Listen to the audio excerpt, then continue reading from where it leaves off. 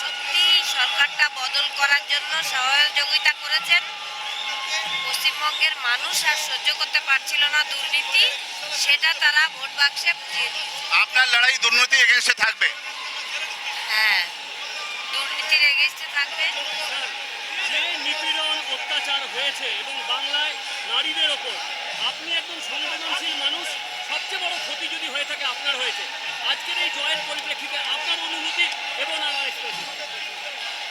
এই যে জয়, মানুষ যে দুর্বৃত্ত সরকারকে ক্ষমতাচ্যুত করেছে, মানে একটা বিশাল ম্যান্ডেটে বিজেপিকে ক্ষমতা এনেছে, তার জন্য জনগণের উপরে, সারা পশ্চিমবঙ্গবাসীর উপরে কৃতজ্ঞ এবং তারা ন্যায় পথে আছে, এটা আমরা প্রমাণ করে দিয়েছে তারা।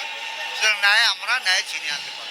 রত্নাদি, আপনি বলেছিলেন একটা মহাভারতের কথা, দ্রৌপদী যে প্রতিশোধ নিয়েছিল সেই প্রতিশোধের উপর দাঁড়িয়ে মহাভারত। আপনি সেই মহাভারত রচনা করেছেন, ট্রেনে ফেলে দেওয়ার কথা বলেননি। আপনি বলছেন গঙ্গার জল অপবিত্র হবে, এটাকে কিভাবে ব্যাখ্যা করবেন? আমি বলেছিলাম ওই নবান্ন থেকে আমাদের হীরক রানীকে ট্রেনের নিচে নামিয়ে আনবো এবং ট্রেনে ফেলবো, গঙ্গাও ফেলবো না, যে গঙ্গাও অপবিত্র হবে। উনি এত নির্লজ্জ একজন মহিলা এবং লাস্টেও উনি হেরে গিয়েও বলছেন আমি হারিনি, এতটা নির্লজ্জ।